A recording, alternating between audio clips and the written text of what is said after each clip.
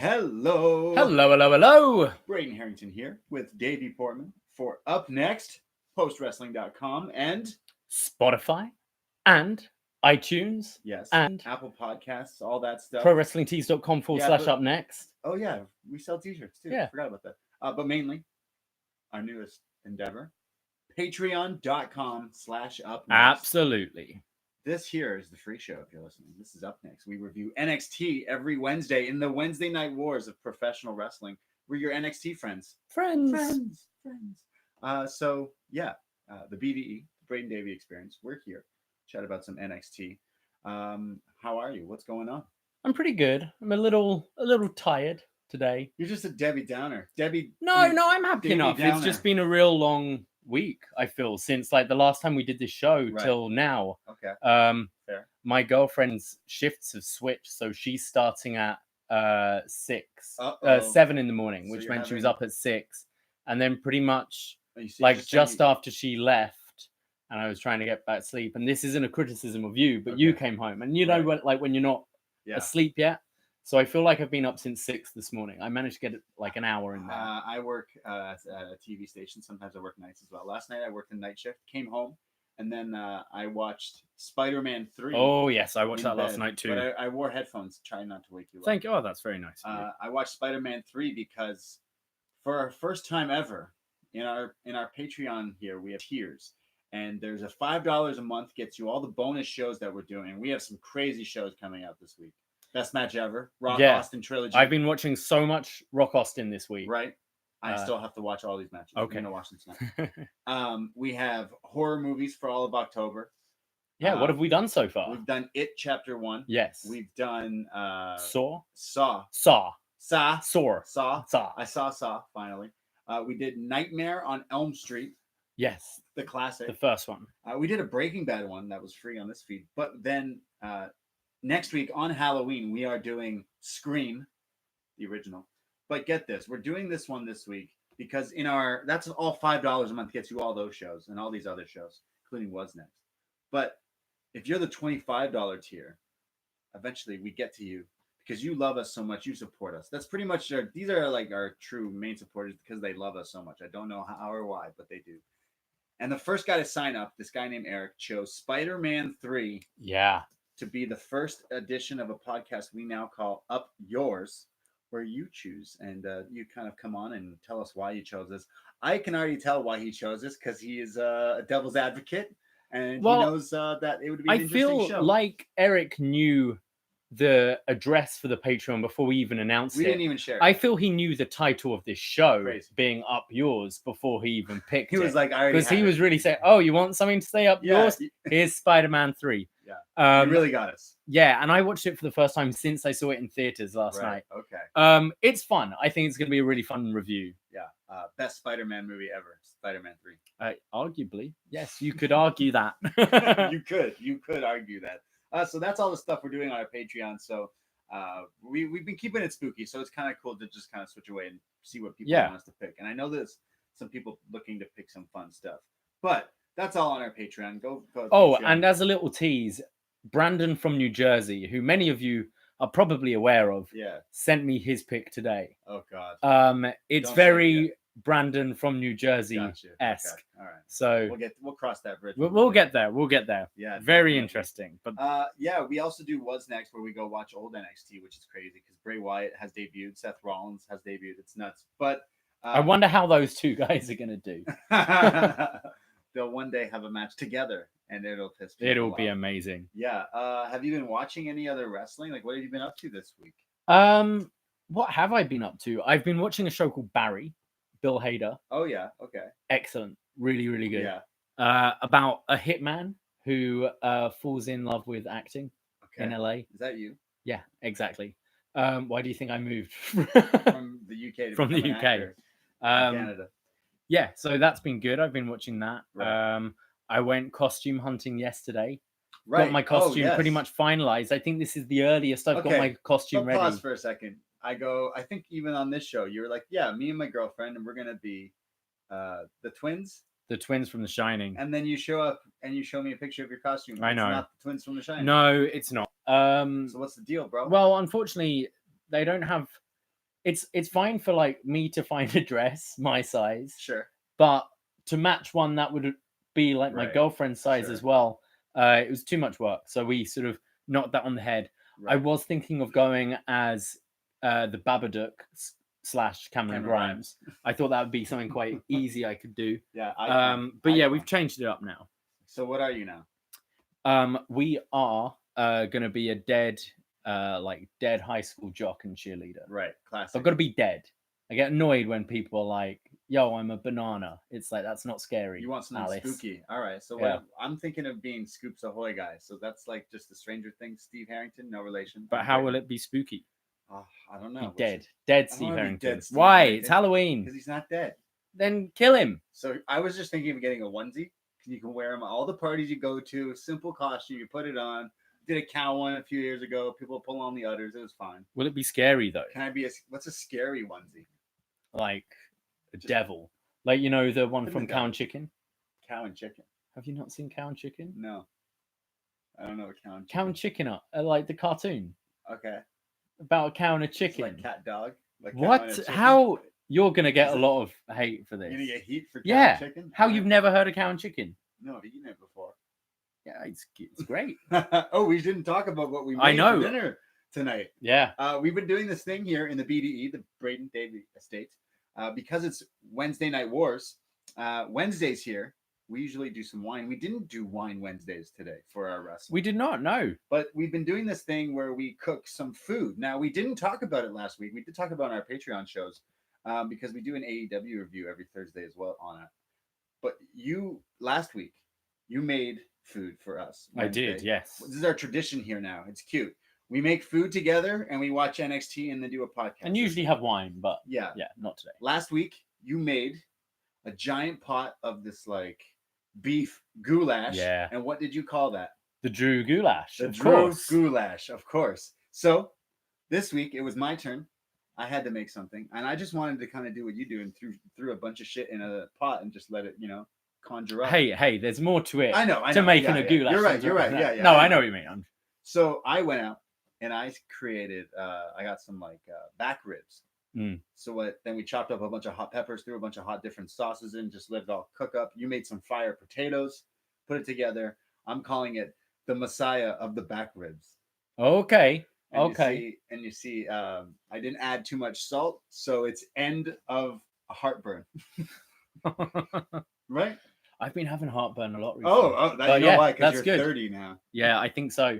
Right. So we have to. So we've had. What did we have the week before? We had like brisket, didn't we? We had steak. Yeah. We had Walter chops. I get. No. He fought steak. Kushida, didn't steak. he? Steak. I don't know. Something steak. Well, we need new NXT recipes. Yeah. What shall we recipes. cook next week? Let us know at upNXT podcast. At upNXT podcast. Yeah. Follow that Twitter, by the way. Now, I've been meaning to tell you something for a while, and I keep forgetting. Okay. So, those of you that listen have often heard us go on about how we've got a haunted chair, haunted painting, haunted church. Right. We have Gashman. Have we talked about Gashman? I don't know if we've talked about Gashman. Do you want to explain who Gashman is? Quickly in 5 seconds. Gashman, we live in Koreatown in Toronto here. And Gashman's this guy we've lived here for over a year. He's always seen wandering around Koreatown at any odd hour of the night, day, it doesn't matter. And he's always like smoking like a cigarette, walking really slowly. But he's got this giant gash on his forehead. And like we see the evolution of him, like getting a new giant gash, and then it heals up, and then it's open again. We don't know what it is. It looks like he's been stabbed in the face. I don't understand. It's Gashman. Yeah, we also have the Joker in the area. Yeah, this is. Like Google, I spotted him a couple of days ago. Yeah. We have Spider-Man. Yeah, he's been in the news because he's been webbing up things here again in the city. Yeah, I know. What else have we got? We got the Is it turkey? Or we had the turkey. Rose the turkey. Has Rose died? Thanksgiving is past here in Canada. I'm assuming Rose is R.I.P. Gone. Okay. Missing. Now, my girlfriend and I are walking home. Okay. It's quite late, probably midnight, something like that. Right. Walking home. We've been out for a long time. We just want to get home. We're tired. Okay. Now, we live in a basement of like a pretty big house. Yeah. Got these nice steps for the house above us us. To the BD, yeah. Well, we got the ones down and we got the ones above. Right. and we see this guy sitting on the step What? outside our place. What? Yeah. And we're both like, I don't like that. I don't recognize this guy. Yeah. Why is he sat there? And we kind of slow down and we go, shall we just continue walking for like 5 minutes, turn around and come back? And then maybe text our landlord or something. Yeah. We come back, he's still there, gets up, strips naked, What? and then goes off running. Are you joking? No. And we were both like, What the fuck? Yeah. I don't know what that was all about. When did this happen? Like 5 days ago, something like that. Either like I've not actually seen you much since Is last it a prank? time we did. Like, did he look like he was like? Well, we thought, is he just getting ready to go running? But why are you doing it on a doorstep? Wait, did he and get I didn't- naked? He got like down to his underwear. Oh my goodness. And then went running. Weird. And we got a naked man in our area now too. Yeah, and God. like you've seen the people upstairs. Yeah. I haven't So seen if them, you so don't I don't know recognize if maybe we saw something that was quite innocent and he was just living up there. Wow. I don't think we did. It was weird. It was creepy. Oh my god. We kind of, you know, when you're a kid and you've got to go downstairs and it's dark and you kind of run downstairs and then turn the light on, but it's like you could get caught by the demons in that time. We were like that going down the stairs to the BDE. It's a spooky time. It was scary. They're yeah. spooky times, man. That's scary. Now I'm gonna be scared when I'm home alone. Yeah. What am I gonna do? You should be. You should be afraid, Braden. I'm a pretty big guy. People are scared of me, but I wouldn't do any. I'm not a fighter. I'm a lover, not a fighter. But that's scary. It's probably the chair. What if this whole basement? What if this whole BDE is? Imagine if we turn around and he's sat in the chair right now. Oh my god! Don't say that. Yeah, it'd be good, wouldn't it? Say that. That's scary. Oh man, I've been watching a lot of scary movies because it's Halloween time. Yeah, what have you watched? I've been watching a lot of classics. Psycho. We watched Nightmare, so we got to watch that. Sinister. I like Sinister. Watched The Purge. Did a Ethan Hawke back to back. Yeah. Yeah. There's him and isn't it Vera Farmiga? They're like both in like a load of horror films around the same time. Right.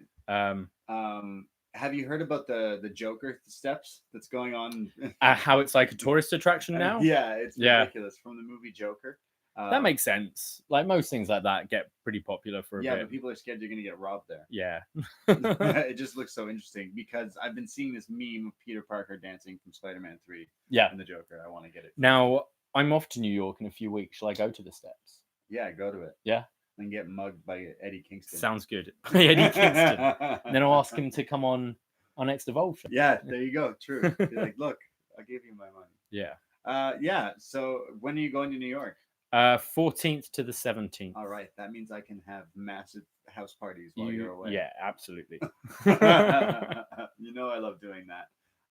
So, I mean, that's what we have going on in our lives. I guess it's time we should actually talk about the thing we're here to talk about. We have a lot to talk about. Yeah, a lot to talk about. I wasn't sure what I was going to get into going into this episode. I was kind of, I don't know, a bit low. Sort of the novelty has kind of worn off now of being like USA's flashy new toy. NXT on USA. Yeah, so, and this didn't disappoint this week. I've kind of stopped watching the main roster. Obviously, I pick and choose random stuff here and there. But there also is the news of the New Japan US crossover, which I'm just like, why is there more? Well, they've got their dojo, haven't they? And have you seen New Japan's roster? It's so big. It's true. Like you look at their shows, it's all like 8-man, 10-man tags, and then you've got the mains. I understand why they're doing it. Right.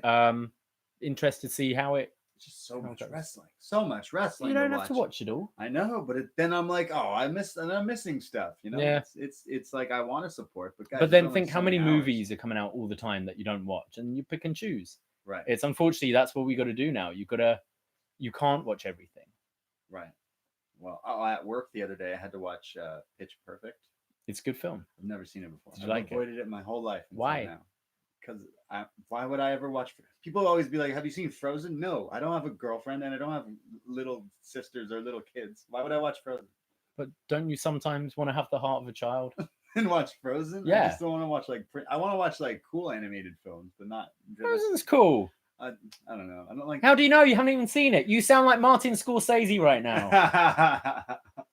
Black Panther sucks. Oh, did you hear? Oh, what was it? Francis Ford Coppola Yeah. jumped in? Fuck off. Well, it's okay because comic book movies are artistic now. The joke. Going back, let's talk. Yeah, he's about... DC though. Let's talk about some NXT because that's what we're here to do. Listen, NXT from Wednesday, October 23rd, 2019. Listen, let me tell you something. Have you ever had your heart broken? Yeah, quite a few times. That's what it felt like watching the ending of tonight's episode. It was betrayal. Really? I haven't felt this since Seth Rollins turning. Did you actually give a shit about Finn Balor? No, but I was like, what? I was shocked. We'll get there. Like, that's all. Let's start from the beginning. But yeah, right off the top, that's the big news from this episode. It's just crazy. Have you ever had that betrayal in wrestling? I mean, we're youngins, but think about all of the classic swerves even before we were watching. But I love a good swerve in my wrestling like that. But we will get there. Let's talk about the opening matchup from tonight's episode. Rhea Ripley versus Bianca Belair. Is this a number one contenders match? Because we were not sure. Now, I thought, was it either last week or during the week? I thought they announced that this was. But yeah, it's kind of like... at the end of it, they made nothing of it. So I don't think it was. It's kind of like, in quotations, like, we have our eye on the winners here. Kind of thing. I was pretty sure they actually said it was going to be... Because, like, I feel like the women's match down the line here is going to be some multi... It's got to be. Right? That's what makes sense. So, Rhea Ripley versus Bianca Belair. The crowd here in Full Sail is hot tonight. I love Full Sail ever since they've been on USA. They've stepped up. They've been hot. They've been wanting to watch the good content they've been getting. There's a test of strength from both of these women because Rhea Ripley is like a giant. She's a monster. And Bianca Belair is smaller, but she's also like just... it's just because Rhea is big. Yeah. Like Bianca towers over most of the division. Yeah, but Bianca is strong as well. So doing classic tests of strength. Bianca hits backflips into shoulder blocks. Runs into the giant boots. There's a sweet counter corner kick. There's like a war about who can lift who for suplexes, and Rhea finally hits one. Mauro says that Bianca used to be a sales rep for a flavoring company and uses that to get into because now she's got that flavor in your ear. You know that song? Drake. Yeah, sure. I think it's Craig Mack, Biggie. Okay. Remix. Wonderful. I know it's your favorite song. It's my favorite song. Yeah, Mauro knows that it was your favorite. I love Mauro, but I was like, what? Belair gets tossed around and hoofed around by Rhea Ripley, but then finally, while she's getting thrown once, she lands on her feet and hits like a handspring. She then beats down on Rhea Ripley. They go to the commercial. She locks in a cravat. It comes back. She goes for like a backflip, crossbody, some sort of move there, but gets a boot right in the midsection, which was like Rhea Ripley swatting her out of the air like a fly. It was really cool. Rhea hits the ripcord. Jake the Snake short arm clotheslines. Goes for, what is that move that the new one? They've called it the Mayor's Grasp. It's like a inverted Texas cloverleaf where you then lift them up and swing them around. It's very, very cool. I always did this on my like younger siblings, like with the footlock as well, like the legs wrapped, like where you go, like you can have a person on your back and I can quickly I can slide and lock it and turn you instantly. It's really easy, especially Rhea Ripley's taller. It looks really, really cool. It's because it's easier to do on small, like if I'm bigger than you, sure, then I can do it easier because you have the height and strength to do it. So Rhea Ripley doing this move is awesome. They're calling it the Mayor's Grasp, is it? Mayor's Grasp. Yeah. She goes for that, but Bianca gets out of it. Then there's like a tope off the apron from Rhea Ripley, which was really cool. Rhea goes in, but Io Shirai runs down, hits a 619 on the apron, like spins around. Looked awesome. While the ref was just turned for a second. Of course. So didn't even see it. Then ducks down to the apron so the ref couldn't see her. Io Shirai interfering, which allows Bianca to then hit a spear on Rhea Ripley, but she kicks out at 2. Candice LeRae comes down, attacks Io Shirai. Rhea Ripley hits the pump handle bomb, which she calls the Riptide, and Rhea Ripley pins Bianca Belair. I actually really like this match. I thought this match was great. We were both annoyed when it went to commercial break because it really got going. I loved all the test of strength stuff at the beginning because we haven't really seen like two women who are pretty high up of this size go at it. So we've been enjoying these kind of Keith Lee, Dijakovic, and I almost got the same feel with these two. Like these are bigger women who are doing like really impressive stuff. So I mean, we always say big lads wrestling. I guess we can't really say big girls wrestling. Big girls wrestling just doesn't have the same ring to it. But we mean big, like statuesque and like just strong. Strong. Bianca's a beast. And so I loved all the test of strength stuff at the beginning. There was an exchange where they were both trying to do the vertical suplex, like we saw in Lee Dijakovic recently. And yeah, it looked awesome with Rhea lifting Bianca up. The Mayor's Grasp is an awesome move. Also, referees in NXT have got not smarter, but the way they've done the distractions have been way better. Do you remember a few months ago?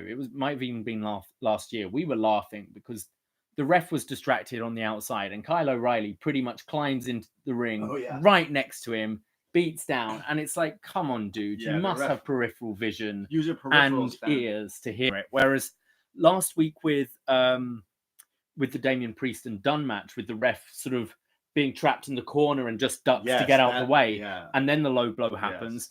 That was really creative, and it protects the ref. And same here, the ref was just turned for a second, and Io hits it quick and crouches because she doesn't want to get caught. I thought that was really cool. So I'm still really interested in this women's division. I think it's the most interesting it's been in a while, and I like that everyone's just throwing their name in the hat. Yeah, I mean, look, you have Rhea Ripley now beating Bianca. She was like a contender down there, and she had a takeover match. It was really good, and like we don't know where she goes once you in NXT. Once you hit the women's title, it's like, where do you kind of go from there? Then we have Io and Candice, and those are the two that I need to see that like rematch again. So get this, next week, Candice LeRae versus Io Shirai 1-on-1 on NXT. So I kind of want that for my women's title picture, but the way it's looking is it's a whole scramble of. It feels like that. I don't think they do the Io and Candice match again so soon, unless there was like building to something else. Right. And also, you've got now. But it is next week. It is next week. That's what I mean. Like, I feel you must have something else planned, because I can't see them doing it next week and then doing it again next month at TakeOver.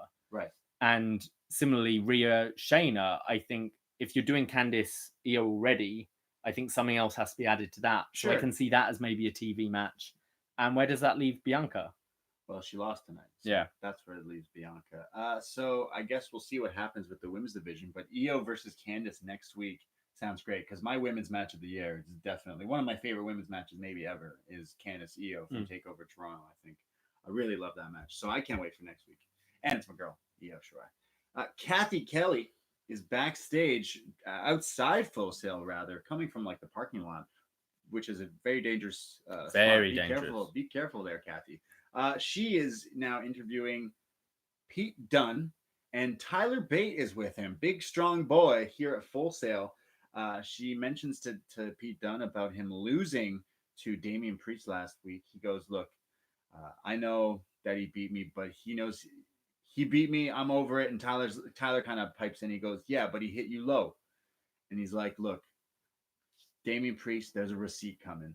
And Kathy Kelly goes, what about Killian Dane? There was a kind of an interaction there. He goes, I don't care about Killian Dane. I don't care about Killian Dane. Yeah, that's what he said. I don't care about Killian Dane. I'll break his fingers. I'll break his fingers. I didn't really like this. I don't think Pete Dunne's delivery is good at all. I think he only sounds good.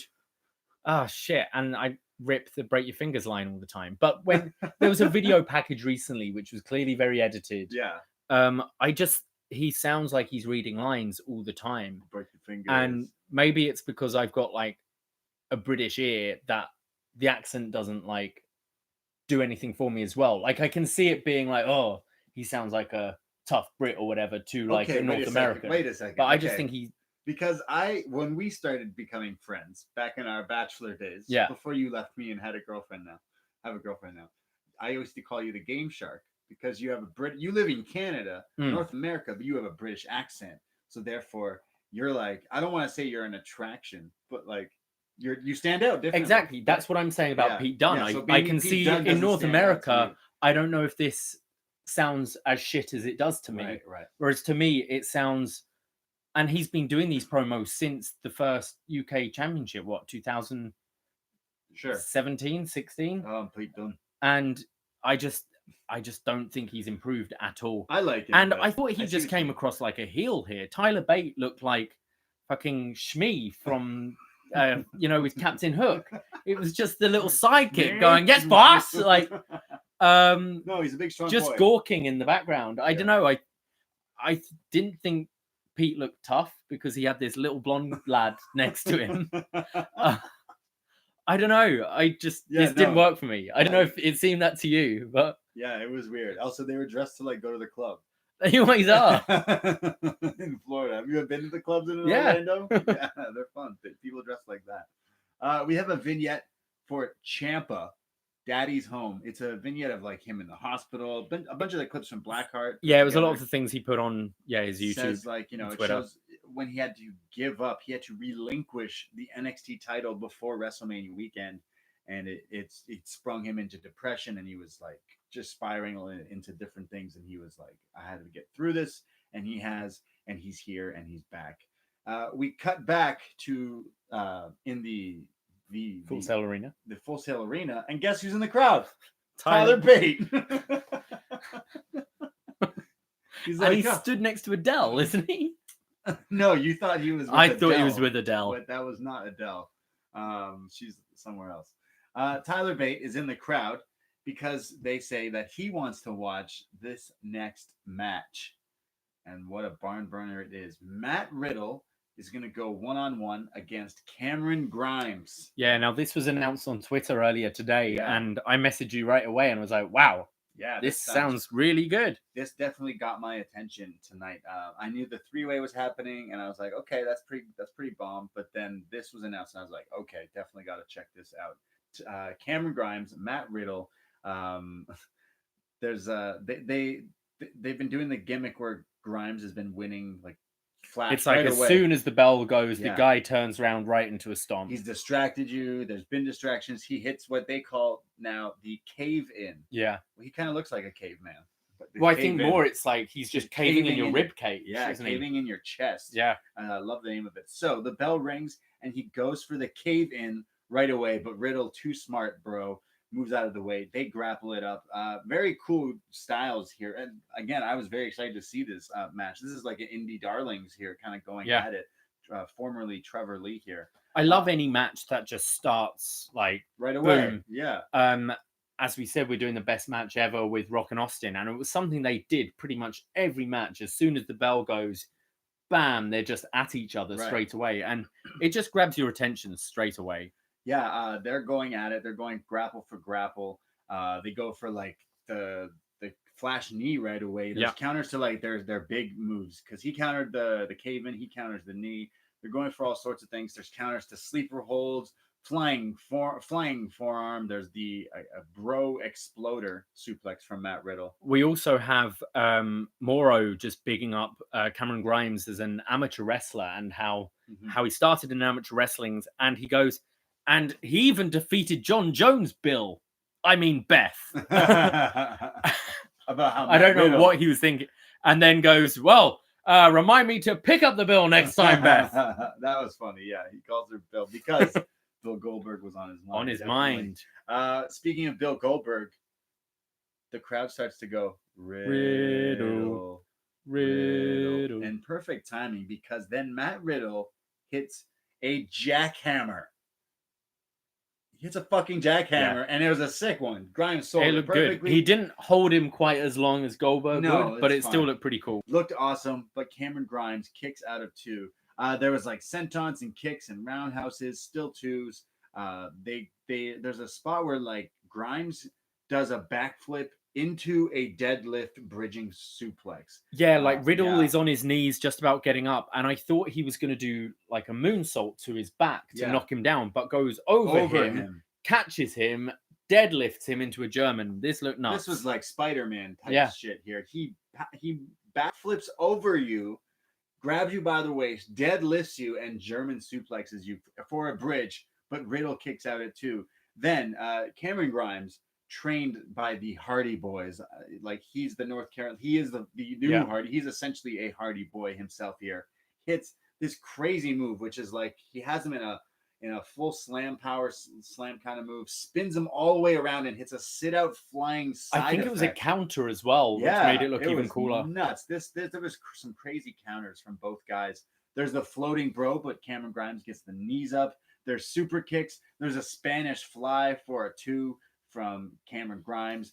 He goes for the cave-in, but it's countered into a power bomb, which just flattens him. He gets so high with this stomp. Yeah, he kills him, and then flips him over, hits the flash knee, and Matt Riddle hits the Roderick and pins Cameron Grimes. This was a banger. This was crazy. This was fantastic, and this is Grimes' first loss. Really since after the tournament. Yeah, he's been on his little roll. He's been on a run, and he's been finally put in his place, which was fine because it put him. Morrow sold it right away as the bell rung at the end. He's like, "Wow, Matt Riddle had to earn that one. He had to fight for that one. Look, a hard-fought victory."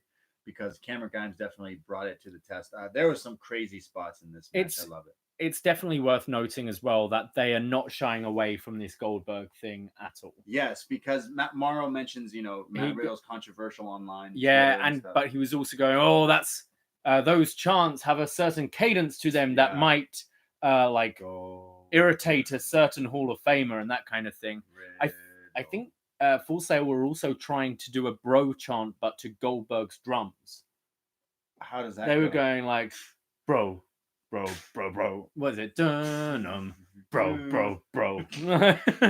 Full Sail's They were doing something with bro at one point. I love it. So what a match, though. This was fantastic. Really loved this match. We're gonna get Goldberg versus Matt Riddle. One thing I would say is, and this is the case with a lot of guys, I think Riddle's got a bit of a formula now, certainly for the starts of the matches. The moonsault that he lands on his feet, does the senton followed by a PK. Right. There's quite a lot which the 5 for moves. About exactly, it's 5 moves of doom, which they're not a power slam and a spine buster or they're a bit flashier, but it's starting to be a bit too repetitive and formulaic. The last few minutes of the match, you kind of forget of that because they do some crazy stuff. Mm-hmm. But pretty much every match he's had so far recently, I feel like the first 5 minutes are pretty much the same. So you're saying he's Goldberg? He's Goldberg, yeah. What is the saying? Live long enough to see yourself become the villain. Matt Riddle is going to become a WWE guy. And he's in quite a few matches. He attracts some boos. He comes out as a fan favorite all the time. He was getting and then he's got a few little heelish moves. He was doing a lot of kicks. Cameron Grimes seemed to get winded or something in the middle of the match. He roundhoused Cameron Grimes in the turnbuckle in the corner, and it looked like his move's called the cave-in, but he looked like he. Now it was either really good selling or he was actually a bit winded here. Yeah. And then Riddle kept doing the kicks, and it definitely picked up a few boos from the crowd there. Yeah.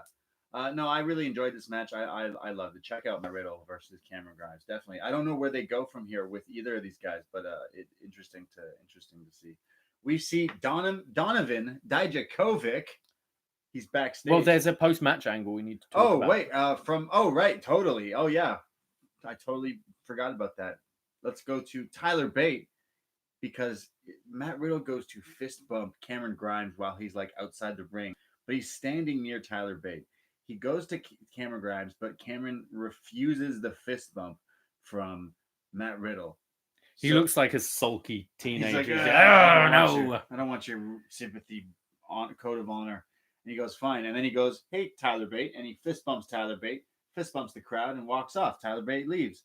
So Cameron Grimes gets up. He looks over at Tyler Bate. Tyler Bate's just smirking at him, just smiling. So Cameron Grimes pushes him. Tyler Bate gets a little upset and then hits him with the fake out over here. And bing, bop, bam. Hits Cameron Grimes in the mouth, drops him flat on his face. And Cameron Grimes is laying there, and Tyler Bate's hurrah, and the crowd is cool. Yeah, I thought Tyler Bate looked like a nerd. You just don't like the British people. I don't know. He just I thought the punch was cool, but then we've seen that move so many times. I get people with that bop bang all the time. It's great. You ever go, hey, up-a-la? I know in Dr. No, the first Sean Connery Bond film, there's a bit where he like pulls back his left hand to punch, and then the camera cuts and he's swinging a right hand, Oh. and everyone's like, "Oh, it's a movie gaff." It's Yeah. like, no, James Bond is just really smart. He's like, trick you with the left, bam with the right. It's my favorite thing to fake punch people when I do it. But yeah, I thought Bate with Pete Dunne earlier just looked lesser, looked like a sidekick. And then here he just looked like a kid in front row who his favorite wrestler fist bumped him. But then the bop and bang thing was cool. Yeah, so this is clearly going to set up Cameron Grimes, Tyler Bate, which will happen next week. Yeah, there we go. So that's pretty cool. Big strong boy. I think that will be a great match. Yeah. I'm kind of shitting on Tyler this week, but I love his matches. Hey, yeah, we don't talk enough here about NXT UK, but remember Tyler Bate having that crazy match with Walter a few months back. That was awesome. But I mean, there's been some title changes over in NXT UK. I just, like I said, there's too much wrestling, and it's not strong enough. It doesn't float as well as like a normal NXT. Oh yeah, the WWE UK, the NXT UK. Yeah, I just feel these guys like Dunne and Bate, their characters haven't improved at all. Yeah, they haven't evolved, and I think they're lucky because they're such stars in the UK. Like, and everyone thinks, oh, the UK guys, Dunne and Bate, that they've kind of just settled on having good matches, like great matches, some really, really like match of the year candidate matches. Definitely. But just I hear their promos and I'm looking at Bate and I'm like, come on, you've been here a while now. You should have more to bring. Right. Okay. I mean, maybe he will next week. He hasn't been in NXT. He's been in the UK. So him coming here to fight Grimes next week. I don't worry about a match though. Their match is going to be fine. Yeah. It's the other stuff. We then go to Dominik Dijakovic. He's backstage. He's training with his flag up. Has an insert promo. He's mad. He wants to settle the score with Keith Lee, but at the same time, take this opportunity for the North American Championship in the triple threat. Then we come back to the Full Sail crowd, and there's some sort of air traffic controllers waving their like baton wand things, the wands waving down traffic. There's a Titantron of, what is it, a plane landing or taking off or something. Taking off. And I'm like, what's going on? What did I smoke? What am I watching? And then you said, oh. Well, it was very similar to their Men at Work thing the other week. And here come Fandango and Tyler Breezango. That's right. They come down to the ring dressed as Tom Cruise in Top Gun. Yeah. They're like pilots. They're the cool new one's pilots. come out soon, isn't it? Yeah, Top Gun 2. Yeah. Why is that a thing? It was in the works for a long time before. Is it Tony Scott? Before the director took his life a few years ago. Oh, that's. Did you not know that? No, he jumped off a bridge. That's really sad. But it was in the works. Like Tom Cruise and the director have been talking about it for a long time. So you I ever think play the got Top put Gun on the drinking shelf. game? Every time it's Tom Cruise, you drink. I don't know. Every time someone puts on or takes off aviators. Okay. And you drink, but then every time you hear Highway to the Danger Zone, you drink twice. Right. And it plays like 4 times in the movie. Damn. Danger Zone. So yeah, the Top Gun strippers are back. The strippers are back on NXT. Nice. In case you were wondering. Yeah, strippers. Nice. What are we doing after the show? Stripper cops. Oh god. Stripper cops is what we call them, I guess. I don't know. Not my favorite characters here, but the Top Gun strippers, they are in for some risky business. That's a different movie. They come down to the ring, and they have a mystery partner because they are going up against the Forgotten Sons, all 3 of them. But they have a partner, and it's Isaiah Swerve Scott, rather. He comes down, and he is their mystery partner. So the Top Gun strippers and Swerve Scott versus the Forgotten Sons. They were building this mystery partner up for most of the show up to this point. Oh, who's the mystery partner? I like Isaiah Scott. I'm just like, okay. I love this match, actually. I thought this was a really fun match. All right. You can tell me how much you love it. I mean, I was eating my... you said this is pretty good when we were watching it. Yeah, when I got into it, but definitely I was a little bored. When you stopped eating your ribs. I was eating my Messiah of the back ribs. So there's Forgotten Sons are like beating down on Tyler Breeze here. He finally gets Fandango into the ring. He hits his classic leg drop. When he comes into the ring, Beth Phoenix says, "Whew, is it just me or is it getting hot in here?" Clearly, they're building a new. Never mind Lana and Bobby Lashley. Beth Phoenix was getting flustered a lot during the show. So he's in there. There's a slingshot suplex from, I think, Riker on Fandango. They love to do moves where they bounce you off the ropes, these Forgotten Sons. They just love it. They keep beating down on Fandango. Breeze comes in. They beat him up as well. There's a hot tag in between Fandango and Tyler Breeze back and forth. And there's power slams. There's suplexes. Swerve comes in. He eats a nasty butterfly backbreaker from, I think it was Wesley Blake. Or no, sorry, the other one. Riker, not Riker. Oh, man. They're actually Forgotten. That's how Steve Cutler. Steve Cutler. Their names are actually, I forget them. They're living the gimmick. There's a pop-up flatliner from Isaiah Scott, which is crazy. There's a top rope Hurricane Rana. Oh, this was really cool, where all three Forgotten Sons hit a move on Isaiah Scott. I think it was Blake hits the Hurricane Rana. Yeah, and then Riker on one other turnbuckle and Cutler on the other do flying headbutts, like Chris Benoit style. Yeah, this was awesome. I thought this was really cool. Yeah, this was really sweet. We're at a great spot, and the camera angle was awesome. So, top rope Hurricane Rana simultaneously while they do flying headbutts onto it. But it's only a 2 count. It is broken up. Someone gets pushed onto it to break it. Isaiah hits like this crazy, the flatliner. But then Isaiah is with Riker on the apron while the other 2 Forgotten Sons are like just onto the outside. And Isaiah Scott jumps off the apron, kicks off Riker to hit a moonsault onto the other guy. This was awesome. This was incredible. This was like, I've not seen things like this. Yeah, he just spun, seemed to be on his chest for half a second, and just springs off. Springs off awesome. The one guy, like pushing his weight off him to hurt him, and then moonsaults onto the guy's partner. Just a crazy. This move definitely was just incredible. Then there's like a super kicks. He tags in Fandango, who tags in Breeze. They hit double super kicks, but it's broken up at a 2. I thought this was the finish. Then there's clothesline. There's clothesline tosses. Swerve. There's like a spot where everyone's getting clothesline like out of the ring. Then there's that back into the ring. I believe it's Cutler with Isaiah Scott. And he hits this crazy move where he runs at you and like does like this like I don't even know what he calls this move, but it's like the scissor kick, kicks him in the face and pins him just like that. What a sweet little match. This definitely was the Isaiah Swerve Scott show for me. Yeah, I thought everyone pulled their weight in this match. I thought it was really fun going into it. We were kind of like, this is the toilet break, right? But I thought all the guys worked really hard. I thought there was some great double team moves or triple team moves from Forgotten Sons. Yeah, which I think is their specialism. We've seen that in quite a few matches. They've had some inventive stuff. Yeah, you know what? You're right, because the Forgotten Sons, a lot of people say what you want about them, but they're a good team to have here in NXT. I think so. And then you had the double tag to like when Breezango both tag each other in and they hit the super kicks was cool. Everything Swerve Scott does looks really impressive.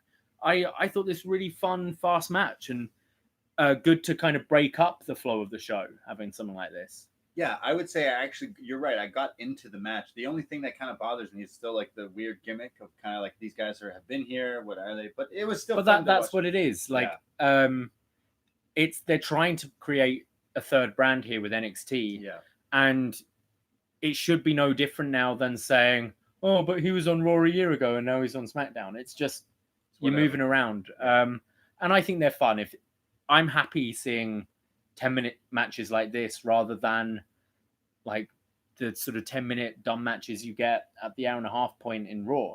Sure, like this was fun. Yeah, this had some crazy spots. Isaiah Swerve Scott definitely has some potential down the line here in NXT for sure. Definitely to watch there. We have a promo from Roderick Strong. Now, remember, he beat up Velveteen Dream, who he was supposed to fight tonight, but instead now has to face Dijakovic and Lee. And he says that William Regal's like some sort of basically an asshole for making this stipulation. But Roddy, we discussed last week, Roddy, have you not seen wrestling? You break up a number one contenders match. You know what's going to happen. You're going to fight them both. So he's complaining. he says, and I quote, "I gotta fight these two goofs." Love it. Were laughing. He's terrible No, at promos. Like, I love it. I love Roddy in the ring. Yeah. Like, he's just delivers, and especially he's been like the TV guy for a while, He's just the workhorse, killing it the in these workhorse. matches. But dude, you're 36 years old and you sound like a 15-year-old Love it. whining. And I think it's kind of funny when you've got Undisputed Era because they've all got their kind of different characters. Sure. But just as a promo on his own, I just thought he sounded like a teenager whining, and I didn't like it. Gotta fight these two goofs. And it was laughable. Like, it was funny. It was that bad. I love for Roddy. me. Camp Strong, baby. We go But to seriously, can you see, like, with a promo like this, can you ever see him being champion? Like, the guy? Well, he's got the North American. That's what matters. Sure, North American. But can you ever see him being the guy cutting promos like that? One day. We just watched that My Way promo, Rock Austin. And you're having, when The Rock's going, every ounce of sweat, every drop of blood, you're going to get the very best of The Rock. Insert Roddy doing this promo hit there. Come on. You're going to get every best of these shitty little boots. Yeah. I love Roddy. Leave Roddy alone. The workhorse. What would we do without Roddy? Be in an AEW. I'm calling it as it is. I've said Roddy. he's a fantastic wrestler, One of but the best. it's got to be more than that. Protect Roddy at all costs. You're just in your own world. Let me know. What do you think of Roddy? I know what people are going to say, but I love me some Roddy. Leo Rush, the NXT Cruiserweight Champion. Yes, you heard that. NXT Cruiserweight. Don't call it the WWE Cruiserweight. It's the NXT Cruiserweight. He comes out. He is champion, but he's in street clothes because he's going to be doing commentary for the Cruiserweight match that's up next here. And it is Angel Garza going one-on-one with Jack Gallagher. Another Brit on this show here. It's the British invasion. Yeah, a lot of Brits. I bet you hate him too. To be honest. Oh my God. I was like, why is Jack Gallagher on my TV right now? But he's fun to watch. Yeah, he is. They're both wearing the same color gear, which always bugs me. I know what you mean. Always carry two wherever you travel, and then you check with the guy you're fighting and be like, oh, okay, better switch that out because it's like two baby blue colors. But I digress. So there's quick takedowns from each of them.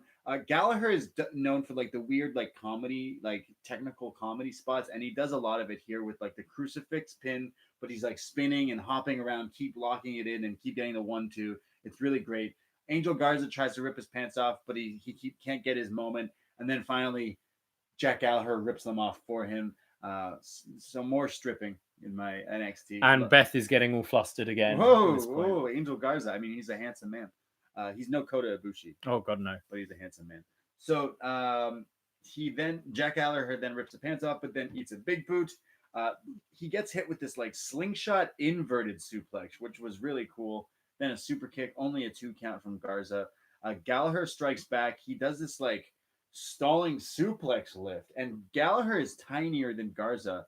And Gallagher is like this. If you want to look up how to get a hernia, this is what you do, and you watch this move. Because I'm like, dude, that my back hurts thinking about it right now. From watching it was hurting. This is one of his spots. He does a He's lot, a strong and little Jack. It's so impressive. Holy, yeah, this is very impressive. I hope that doesn't hurt. Like, it makes me cringe because it looks like it hurts. He's lifting him straight up, and he's not even as big as this guy. It's just awesome. What a great visual of just him lifting. It's crazy.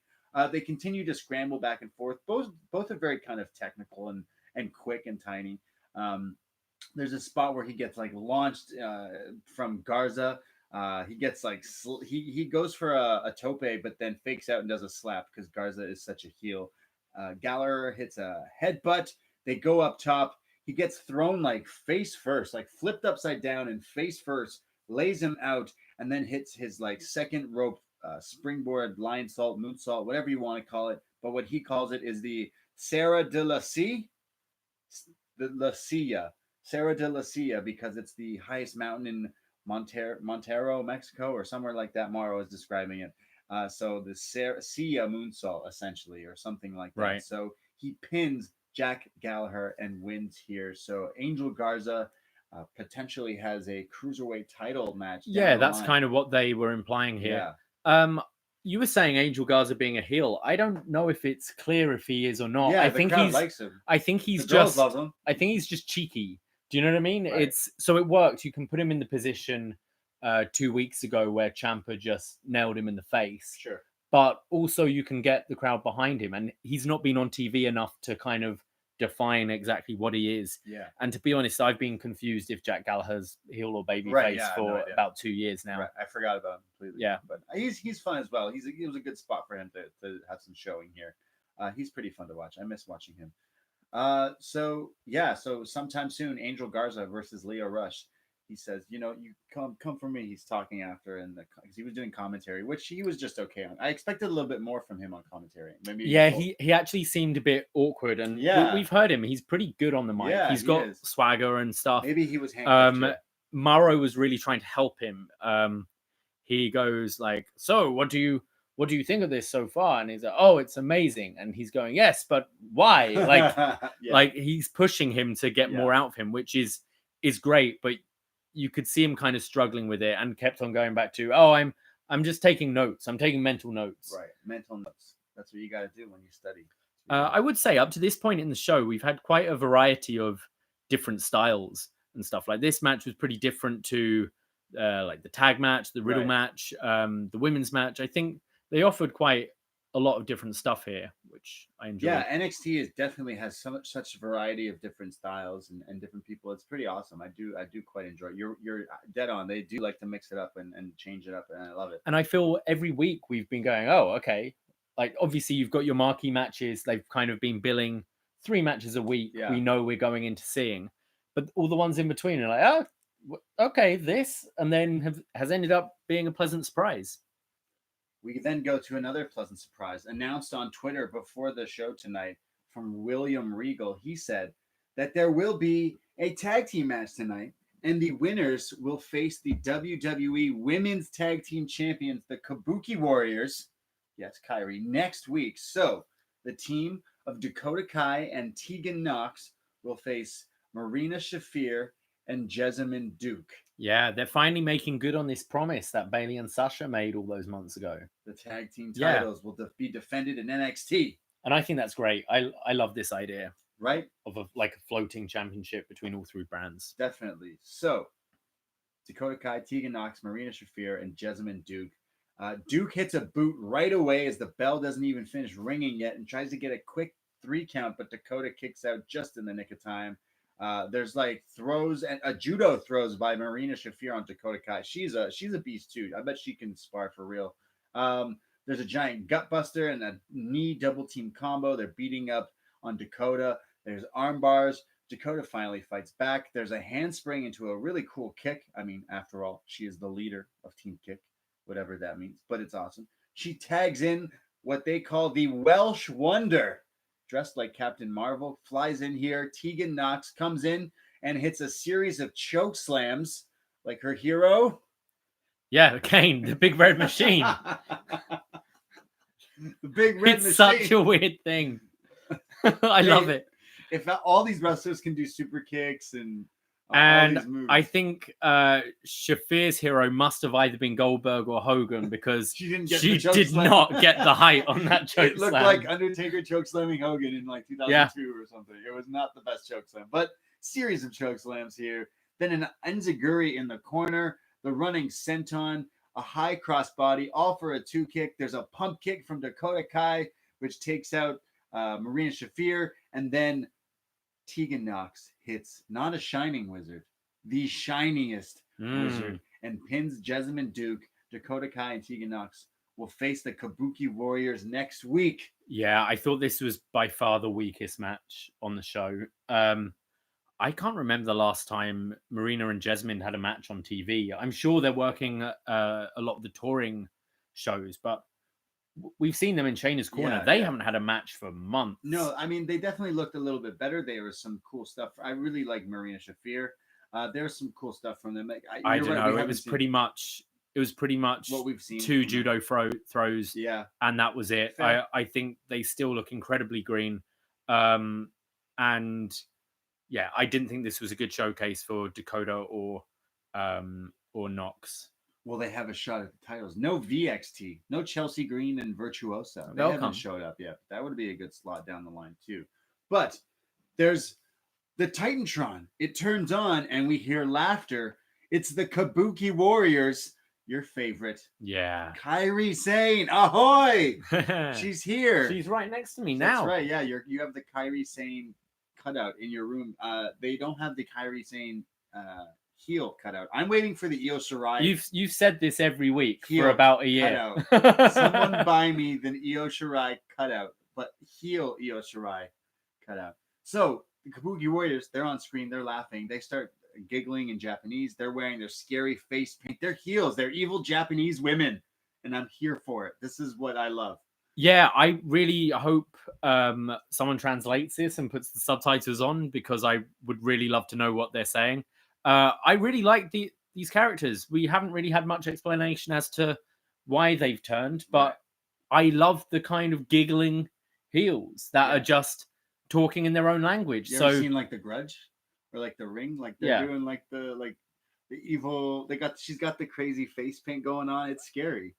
They're not really playing that though. I mean, no, I'm just saying their face paint's cool, but like they're playing these just manic, laughing. They're just taking the piss out of everyone, and they know no one understands what they're saying, and they know they can back it up in the ring.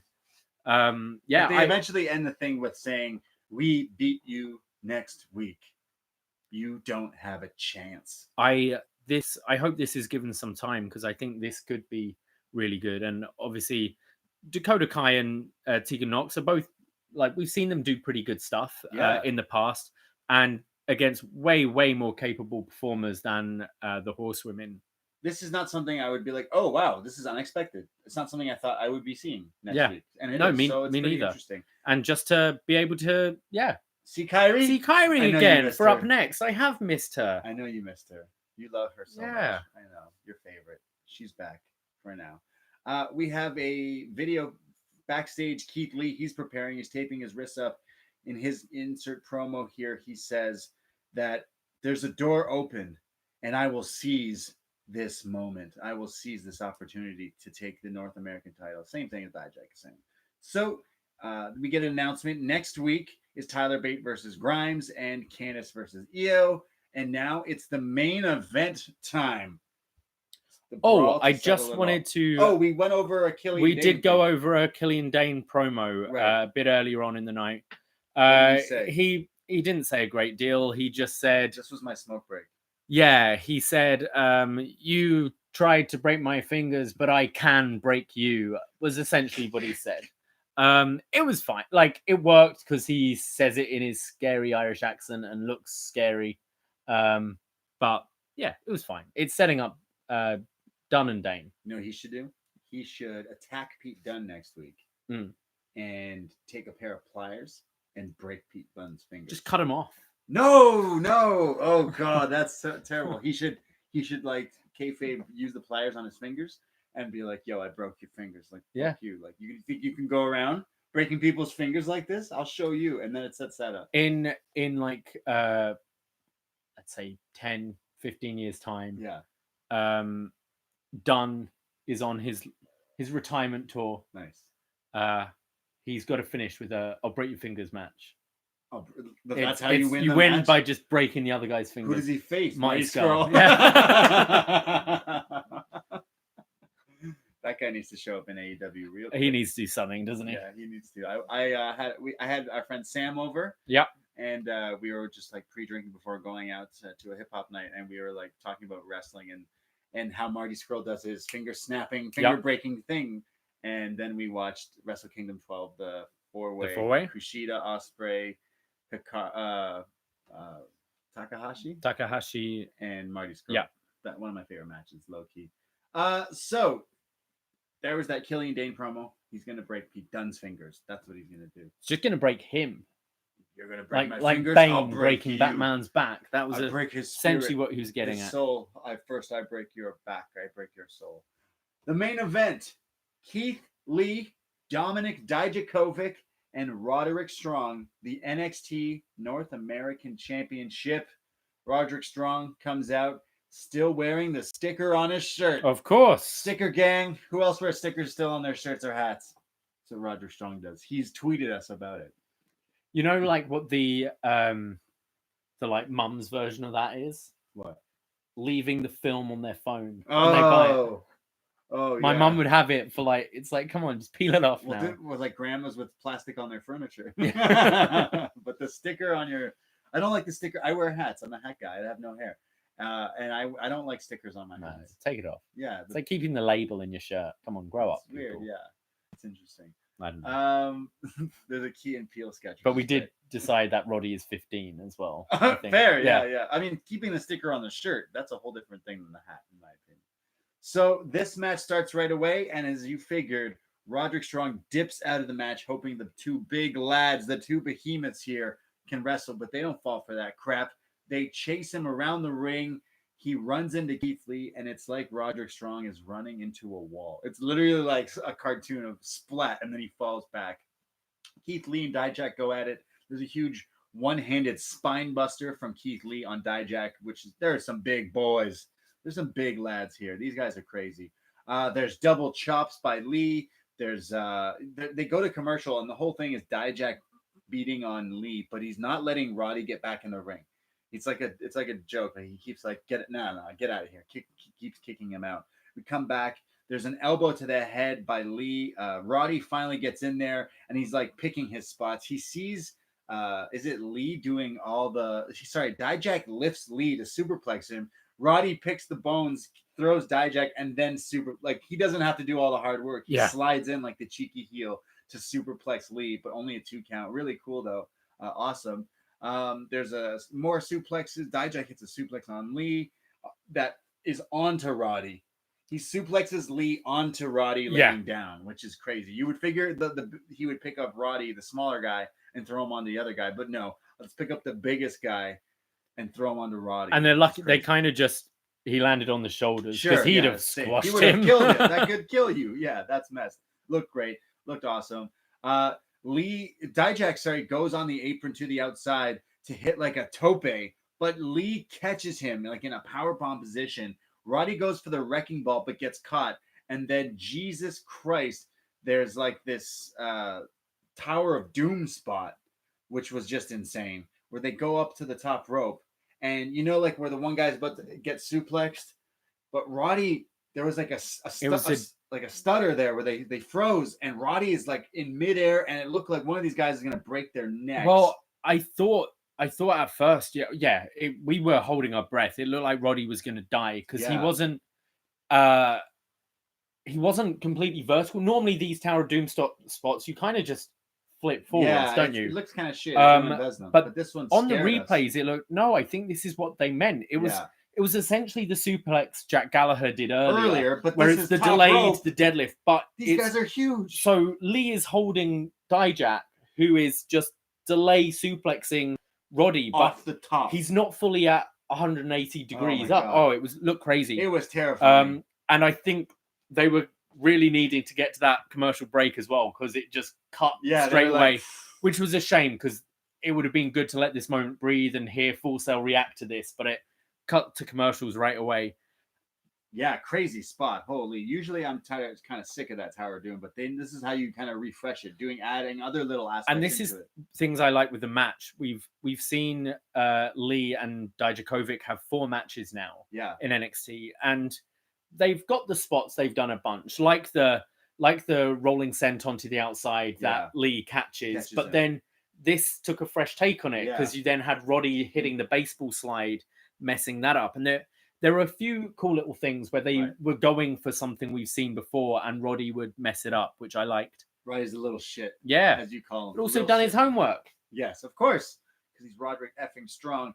Roddy then has a spot where they're all standing, and he's just chopping the shit out of both of them. It's like a helicopter in between the fight, Godzilla and King Kong. He's like SWAT. He's like and then finally they're like, no, buddy. But then there's a huge backbreaker on Dijak. He then hits an angle slam on Keith Lee. Roddy looked amazing here. He was doing his like flurry of forearms and then just picking up these 2 huge guys.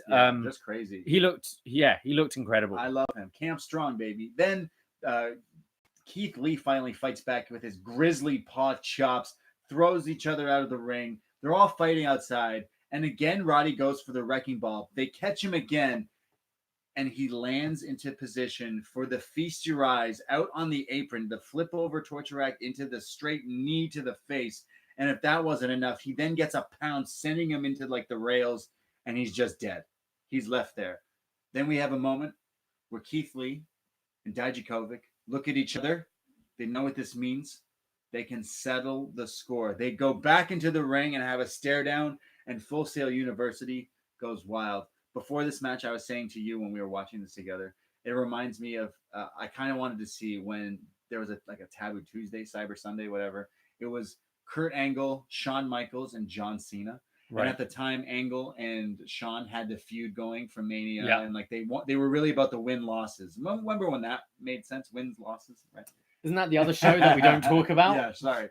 And they were like, look, Cena's in the match, but fuck him. Let's get rid of Cena early on, and then we can have that final between us two. And that's what kind of this was here. It's like, hey, let's get rid of Roddy, and then we can settle our score because we don't need this little fly pesting around us. We're two beasts. We're two monsters. So they duke it out. There's just chaos here, as you would assume. These two are just crazy. They're giant, but they're doing backflips into big boots, then knee lifts, and sit out. There's a top rope sit out choke bomb for a 2 count. It's insane. Dijak hits a Fosbury flop. Sorry, what is it? Fosbury flop. Fosbury flop to the outside. But Lee pulls the corpse of Roddy to take the. Yeah, and the Roddy move. took this like on his back. Oh my God. It looked bad. Then like good bad, but painful. Then in a spot which makes the crowd go insane. I could not believe your eyes. Never mind feasting your eyes. My eyes could not believe what Keith Lee just did here. He hits a running tope to the outside on Dijak. Just insane. Keith Lee is huge. Yeah. He looks like a giant grizzly. So this is a tope con hilo. So Yeah. clearing the top rope. Yeah. Crazy. Over the top rope, flipping, landing onto Dijak. Just insane. They go back in. There's a top rope power bomb by Keith Lee on Dijak, but as he lands and the whole ring shakes, Dijak goes flying. Lee is just taking the blunt of dropping himself. Roddy slides into the ring, hits the running sick kick, and Roderick Strong pins Keith Lee and retains the North American Championship just like that. Champ Strong, baby. This is pretty much everything I thought it would be. Yes. And didn't disappoint at all. No. Like we were saying beforehand, come on, this is going to be get Roddy out of the way. These guys fight, have a barn burner. Roddy slips in as the heel and gets the job done. But, oh, my God, this was a fantastic triple threat match. Thief in the Night, Roderick Strong. I loved the fact that if you've been watching Undisputed Era, like you say, like Roddy, Undisputed Era would be different if the character wouldn't work if they're not all together. Yeah. But at the same time, we also see them interfere in their matches, and that does a lot in this. Roddy didn't have any interference in this. He did it without them, and that's kind of elevating Roddy in my eyes. It's something they've done a lot with these guys is, okay, they might run out and interfere, but like Adam Cole would send them to the back. I think it was on the bump or a pre-show or something like that before the debut on USA. Right. And Triple H was saying about Adam Cole, and he was talking about the numbers game. And obviously he knows the numbers game because of DX, because of Evolution. And he goes, the numbers should never, I'm not going to word it exactly right, but it was, the numbers should never win it for you. Like the numbers aren't there because you're not good, but they're that extra advantage. Like you're good enough to win these matches on your own. Sure. But if shit's going wrong, you know you've got your boys behind you. Right. The Era. And I think that's kind of what they're going with Undisputed Era, because they've given them all solid, clean wins. Mm-hmm. And the boys are always there to back them up if things are going wrong, because they want to win all the time. Well, he did win. Roderick Strong retains the title. Clean. I love this. He beats the two behemoths, obviously, because the issue here is they want to beat each other. Yeah. They probably didn't care about pinning Roddy, realistically. So it's good because then that sets up, we can still see Lee versus Dijak one more time down the line, I'm sure. I think we'll have one more match, but then I think these guys will be a tag. Yeah, two giant monsters. Yeah. As a tag I think team. it would be, we need tag teams. Yeah. War games. Yeah, I mean, we'll get there after the end of this match, what kind of combinations we could have. But I love this triple threat. It was a lot of fun. Roderick Strong Dijak, Keith Lee, they all delivered. Everyone hit their spots. It was really cool. And I'm really happy that, part of me was like, okay, they could take it off Roddy here, and they didn't. And I really like that they didn't, because he's still got the feud with Dream to re-dig up. Yeah, do we know how long Dream is out? No, I'm not sure. He is injured, but yeah, hopefully he comes back soon. So that was the match. Roddy retains, and here comes Undisputed Era. The boys do come out after the match, post-match, and they all celebrate. And then what do these guys do? These heels.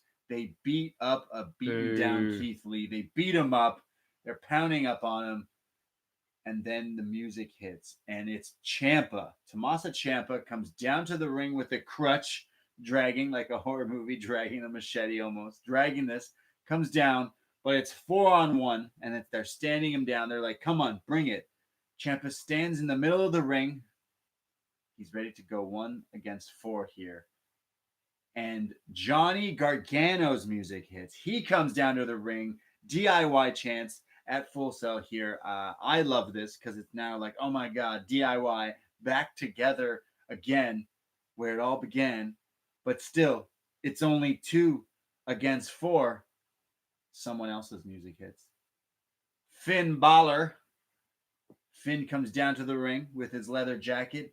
He stands in the middle between Ciampa and Gargano, and now it's 3 against 4, and we're wondering what the hell could happen next.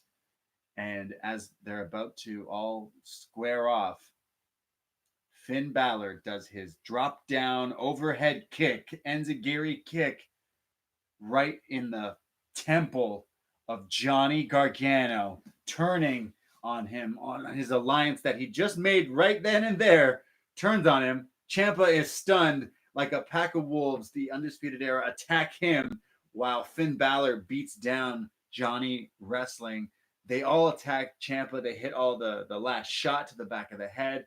Finn does his like drop kick thing on the outside, sending Johnny into like clearly a stunted crowd here. It was it looked crazy. It looked insane because it's the metal barricades rather than like the WWE arena ones. Sends him flying, just crazy. Sends him flying, picks him up, walks over to where the ramp is, and then hits the Bloody Sunday, the lift up like hatch. What is he called? No, it wasn't. It wasn't that, because this was just like a really high angle spike DDT. Yeah, he used to do this. He calls it the 19.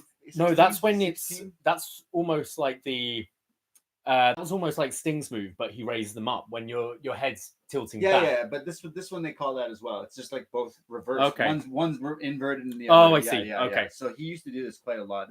I miss him doing this move, and he lands Johnny's head, bounces. Or he looked nasty. You hear a thud when he hits this move, and now we have Ciampa laid out in the middle of the ring. Undisputed Era staring at Finn Bálor with Johnny Gargano laid out in front of him on the apron. They stare down. They all do their Undisputed Era pose. Finn Bálor looks at them, looks at Johnny. Instead of doing the Undisputed Era finger hand pose thing that I still can't figure out how they do it, instead points 2 finger guns at the body of Johnny Gargano laying at his feet. And this is where the show fades to black and it's over. This was an incredible end. I haven't seen AEW yet this week. Right. I absolutely will, but I can see for a show that I think has been beaten in the buzz last few weeks. I can see this getting a lot of buzz. This is the most interested I've been in Bálor since he's been in WWE. 100%. Since his first stint in NXT. Not just the heel turn, but the aggression with the heel turn. Yes. That drop kick on the outside looked nuts. This Bloody Sunday on the ramp looked nuts. Yeah. And you don't normally see that kind of aggression on a heel turn. No. Straight away, I was like, oh, Balor's going to be an incredible heel. We know he did it in New Japan, and I just think he was so good. This is great. Now, my question is, do you see this being, say this is a War Games match, undisputed with Bálor against Ciampa, Gargano, Lee, Dijakovic, and Dream? Could that be the babyface team? I'm not too sure because I there was a reason he didn't do the Undisputed Era thing. Yes. Because he's not joining them. And this is great storytelling because it leaves you on a cliffhanger. Mm. This was so smart, the writing here of them to do it just like that, where they're posing and he doesn't. He does not do their pose. So it's like you're already like, what if this? What if that? There's so many things. Great storytelling to leave you hanging here with the turn. I love the turn. It reminded me of Seth Rollins turning because I was just like, what? Literally the same thing that when that happened, when Seth turned on the Shield. It's the same reaction. My mouth went, what? Like, what? How did you? How? Why? I think we, just didn't see it coming at all. Thought Thought they're setting up this Bálor Adam Cole. Remember when wrestling match? would get you? Yeah. It's good when wrestling gets you. You know, when they get you. You got me. Oh, it's that swerve. I really love this. So now is Finn Bálor attacking Johnny Gargano because Johnny Gargano claims he's Mr. Takeover? He's Mr. NXT? Well, I think they've been really clever because Yeah. they've been having these fantastic video packages with Gargano. Yeah. Calling him Mr. I'm NXT, I am Mr. NXT. Takeover. They had him do the NXT for Life thing, and Yeah. this been going like the Mr. NXT has been going on for a while now. And if that was for this to be the end goal, I think that's fantastic and great storytelling. Who would challenge to be Mr. NXT? Anyone else other than Gargano? Finn Bálor, who was Mr. NXT before. Absolutely. Yeah, this is fantastic. I need to see this one-on-one match between these two. This is a storyline done right, an angle that has tricked me and saw a swerve like this. It leads to so many questions. Undisputed Era getting the upper hand over Ciampa as well is pretty crazy because now we're like, oh man, DIY is together, but they got... Well, it's fully babyface Ciampa if you didn't think he was already. Like, yeah. It gets real heat on Undisputed, who have to battle with that being the cool heel group all the time. They want to get hate. And we've been saying for the last few weeks with Gargano, like he can't be in the title picture, but then where is he? This is perfect. Yeah, I need to see this one-on-one match. Finn Bálor, Johnny Gargano, who is Mr. NXT. It's a dream match, really. Yeah. Oh, absolutely. This angle has. I went into NXT being like, you know what? There isn't anything kind of hot tonight. The triple threat was really interesting, but it wasn't like there wasn't any angles and stuff like that. And last week we had a USB angle. Yeah. We joked about it being like that was cool, whatever. This week, this swerve, definitely an angle. 2 thumbs up for this. And you got it. Awesome. Bálor must be just so excited for this and like salivating. Yeah, all black leather jacket. I think like his only singles match at WrestleMania, he was the Demon. That's cool. It's against Bobby Lashley. Yeah, he's Come a rock on. and roller This now. is going to be a smaller stage, but I think this is what he wants from WWE. Rock and roller, NXT, Finn Bálor. Finn Bálor, I love it. What a great ending. I can't wait to see this. Makes me want to watch next week. Yeah, because now there's so many. Which it hasn't been doing the last few. They haven't had a cliffhanger like this, so I'm really cool with this. Love this week's episode of NXT. Me too. Let's go to some feedback and see what other people think. Let's see what you think. Every Wednesday night when NXT is airing, forum.postwrestling.com. Sign up. It's free. You get to join and you ask us things, write things, what you thought. Do you want me to start? Sure, go for it. Let's go to Terry Tino, 21. Holy shit, boys. Thought I was going to write in about how a great main event that was, but damn, did not see that heel turn coming. Guess those are the best ones. I'm left stumped after that one. Awesome show as always. Keep up the great work, fellas. Thank you very much. Yeah. We go to Paul from New Jersey. Stoked, Knox, and Kai beat the UFC jobbers. It seems that lately performers have been able to cut promos in their native tongue, which is fantastic. Asuka and Kairi sounded like Go-Go from Kill Bill. Good stuff. Did you guys catch the woman spazzing out, screaming, "Go to hell," after Bálor turned? Florida is a fun place. No, I did not see that, but I believe it. Florida is a fun place. The streets are run with Four Loko. It's tap water. We go to Mystery. The Finn Bálor heel turn was excellent. Same goes for the triple threat. However, let's talk about the big matches next week and what I think is going to happen. I feel like Kairi and Asuka are going to retain. I don't know how Io and Candice is going to shake out. To be honest, I think Io is going to win, or if she does lose, it'll be an incredibly fluky fashion, like a roll-up, which will feed to a later bit of speculation, maybe more rematches. If you didn't know, Io recently had an interview in a Pro Wrestling Japanese magazine about how her heel turn and her creative direction, and it was all her idea, and that she wants a faction. Yes, I did hear about this. So can you imagine the Kabuki Warriors retaining and Io Shirai forming with the Kabuki Warriors? Kyrie worked with Io in Stardom. Asuka teamed with Io as part of the Triple Tails a long time ago, so it all would make sense if you make Io join them. So all three. Wait, now there's 3 evil Japanese women. That could be awesome. And I assume with that you'd have Asuka and Kyrie staying in NXT, or would they float around? Cool, float around. Do it. Yeah, I think that's cool. It just kind of goes against Shirai's turn from like 2 months ago, where it's she doesn't want friends, she doesn't need anyone. But it's wrestling. We don't have long memories, do we? She doesn't want friends. She wants to pick her new friend. He says, maybe I'm overthinking, but that could be really cool. Aside, if I never have to see Bulk and Skull / Jessamine Duke and Marina Shafir wrestle again, I'll be thankful. Wow, he just said Bulk and Skull. I remember. Yeah. That. Oh my god, that's hilarious. We go to Kissy Boots. Braden, why did your girl have to come out and try to mess with my girl's match tonight? All joking aside, everyone looked great in the post-match segment of the Rhea versus Bianca match, except for Belair. Did you guys know that Riddle and Grimes are who we thought they are? Was Morrow reading Beth Phoenix's part of the commentary?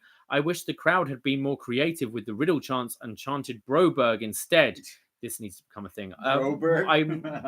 What's he going on about here about Riddle and Grimes? I think I must have missed something from Morrow.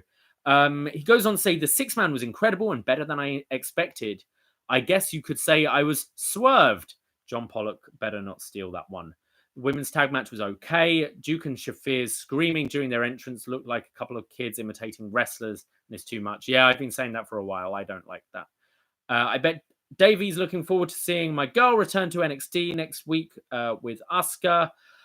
He loved the triple threat, numerous tandem move spots. Roddy has great in-ring chemistry with Leon Dijakovic, despite forgetting to wear a hoodie to the ring. I liked most of all that he won without the Undisputed Era's help. Solid show all round. Glad Bálor has a clear path ahead. Yeah, pretty excited for the show. Yeah, definitely. I mean, yeah, we kind of touched on all of that stuff. I do like Broberg, but I mean, Riddle works fine for me. And yeah, Kyrie and Io on the same show next week. Yeah. What are we gonna do? Good week. Chris from The Rock says, that's funny.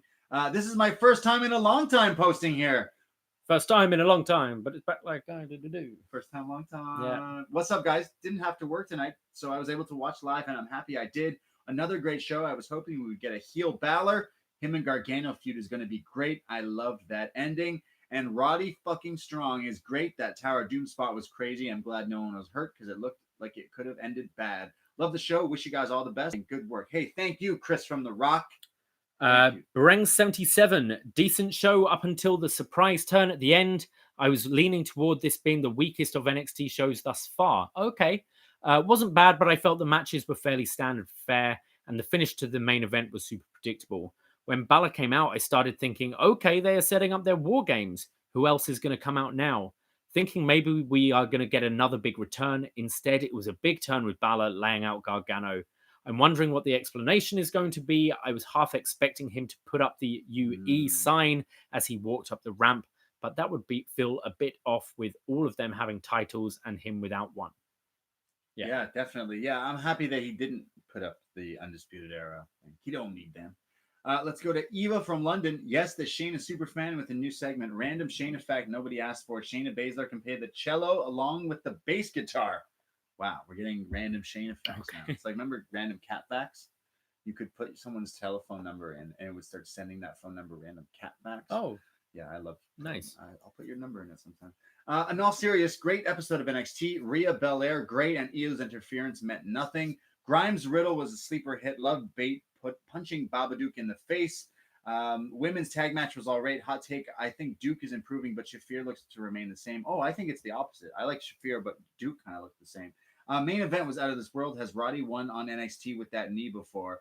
Yeah, it's the sick kick. I don't think they call it that in NXT, but in Ring of Honor, he normally has it as more like a signature move rather than his finisher. Yeah, he's been using but it made sense with the finish of he's used it, but I don't think he's finished with it. And that heel turn, I thought it was setting up for the War Games, but then that Pele kick out of nowhere, the real rock and roll. The question at this point: who do you think are in the War Games match? Who's gonna take Shayna for the title? And will it be Bálor Gargano for the Mr. NXT? And what was the wine? P.S. C-3PO made me cry.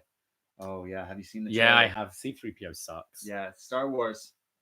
We need a new Star Wars review soon. Yeah, we will next Rogue month. Yeah, soon. Yeah. So what do you think is good? Do you think? I think Keith Lee, Dominik Dijakovic, and Ciampa against the three guys. No, I don't know. Well, I mean, we've seen. I feel like we've seen teams of 5 in old WC in old War Games matches. Or are we doing 4 and 4? I mean, I just want to see Finn versus. You Gargano. could do Lee, Dijak, Ciampa, and Dream if he's fit against Undisputed, and then Gargano versus Bálor. Or you could put Gargano and Bálor in that, and then the singles like spread that away to like Royal Rumble. Oh no, they're not doing a Royal Rumble. Yeah, I think they're doing Gargano Bálor. Yeah, definitely. At War Games. I need to see that singles match. Okay, we've got a big one here. Yeah. Sango from Malaysia. Whoa, that's crazy. Regarding Brady's question about our Prime Minister last week, he's 94 years old. It'd only take one male model to end it all. I can't remember your question, Ross. I said he's from Malaysia. I said, how's your Prime Minister doing? Has anyone killed him yet? Have you not seen Zoolander? I'm glad he understood my joke, or else he would be like, what? This week's NXT felt decent up till the banger of a main event, which helped lift up the whole show. Great to watch Bianca and Rhea go head-to-head. Not often do we see two female powerhouses go at each other. Io's run-in with the 619 was sublime. I'm eager to see how Rhea will make her pay after that attempted interference. Looking forward to Riddle do a Goldberg entrance soon. Six-man was great. Swerve makes every match one to watch. Garza Gallagher was solid. Rush was surprisingly not good on commentary. He needs to bring back some of the swagger from his main roster run. Now, he might be someone that just thrives on scripted promos. Sure. Maybe scripting is good for him and he can make it sound natural, and then just being on his own, he's a little less confident. I don't know. Maybe. And also feels Gentleman Jack has been floundering ever since he stopped coming out to Carmen's Overture. Yeah, he's been doing nothing for a while. You like to see the tag matches. Tag champs are finally going to be on NXT. Not surprised to see Roddy retain. The Spirit Bomb Superplex spot was out of this world, as was Feast Your Eyes Pounce combo. Thought they were taking years of Adam Cole's life when he had to hear Ciampa, Gargano, and Balor's music one after another, at least not before Balor's surprise attack. Finn made himself out as a bastard for that, but I don't get the feeling he's aligned himself with Undisputed Era just yet. No. Here's to more good shit from the NXT and BDE. Yeah, I mean, I don't think Balor's going to join them because it just doesn't fit right now. It's something they could tease, like they have done with, like they did with Roddy, although Roddy was a babyface at the time. No, I see him being just a singles guy. We go to B Detroit. What up, Doe? My boys, Dragon Dave and Lucha Bray. Oh! Or what about Bray Phoenix? Dragon Dave, the return of Dragon Dave. I still call you that. Dragon Dave. I do love calling you that. I love when we meet people and they'll be like, oh, like this is Dragon Dave. This is Dragon Dave. He says, first time in a long time, brothers. First time, long time. This is what I need to see from NXT. Just keep cranking out great matches and angles. I absolutely love the show tonight. Aside from the MMA horsewomen, I can't complain. Question is Finn officially in the era? I don't think so. Yeah, don't think so. And will you guys be streaming any WWE 2K20? Because I would love to see you guys walk into career mode. Hey, that game is glitchier than our streams are. Like that. It's getting heat. You're not even buying it. Is it the first game you're not buying? I've had, I think, the last 3. Okay. 3 or 4. Yeah, it looks terrible. Yeah, we loved last year's game. We loved playing it. We twitched a bit. We went on YouTube and gamed and stuff. But then this one's just getting bad reviews and looks shit. So like the glitches have been hilarious. Like how much is a game cost these days? It's like $60, $80. Yeah, so come on, not for a shit game. Side note, Braden, if you think that Walter theme remix you did needs some bars, hit me up. Cheers, bro. Yeah, I'm looking for some rappers, man. Hit me up, definitely. We go to Tyler from Orlando, who attended the show live. Oh, awesome. Amazing. Excellent. Another Wednesday, another fun show at Full Sail University. Obviously, the main event was insane. We were so loud for that match, my voice still hurts. The Bálor heel turn legit caught everyone off guard. I found myself grabbing my friend's arm because I was distressed from the turn. Of course. Not sure if they showed it on camera, but the Undisputed Era were all doing their hand gesture while Bálor walked up the ramp. Yep. I'm hyped for Lio Rush and Angel Garza. 8 out of 10 show for me, boys. Yeah, and that's all the feedback. Yeah, I thought that was a really solid show. Yeah, definitely. Everyone agreed that the Finn thing just caught them. Just so left field. Like, what? This is a monkey wrench and everything. How are you feeling about the 2-hour format? Is it dragging for you? Or it definitely they're doing like the same show but just in 2 hours, which is good because I'm worried that it's gonna turn to Raw. Yeah, I think the format is right. Like Raw being like SmackDown, like it's just gonna be the 2-hour wrestling show, and they're gonna do the same things. Obviously, we've got to watch it live for this, but yeah, I would much prefer to watch the network version because it's the commercials that kill me. Yeah.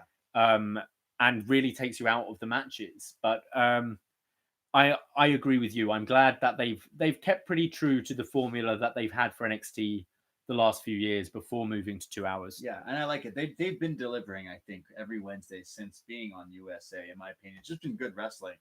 Every year in the past few years has been like, man, this is the best year of wrestling ever. I keep saying that, and I think 2019 proves that too. Like, there's just crazy amounts of wrestling, and NXT is delivering. I love it. And the Wednesday Night Wars. That being said, as soon as we're finished recording here, we're gonna go watch AEW. So like, I love that there's like this. It's not necessarily a boom period per se, but it's definitely just so much of it, and there's such good stuff. It's just different from what we've been accustomed to. We've had some shit years of wrestling in the past little while, so it's good that it's finally changed again. So it's just interesting. So if you want to hear us talk about AEW, you can on our Patreon, because we do like a little Wednesday night, Thursday round, like a little wrap up just us talking of the war, just us talking, and we'll do that. We'll discuss the best match ever: Stone Cold Steve Austin, The Rock, WrestleMania matches. All three of them we're going to talk on best match ever. Which one is it? All I know is you watched the My Way promo. I did, right? Yeah. You made me watch it. I just watched the Backlash match as well, which is good. It's a good one. I probably won't watch it. Hear my thoughts tomorrow. Right, yeah. And then we have all our movie reviews that we put out. We've been doing What's Next. We got Up Yours. We got the Spider-Man 3 one, which is just crazy. James Franco, Tobey Maguire. Check out our El Camino review if you've now managed to catch up with the Breaking Bad film. Oh man, that's on the free feed. Did you what? I'm obsessed with that song. I know. I hear it every Todd 3 minutes. Who plays Todd? Jesse Plemons. Oh man, this guy's amazing. Oh, he's fantastic. Apparently he's in The Irishman.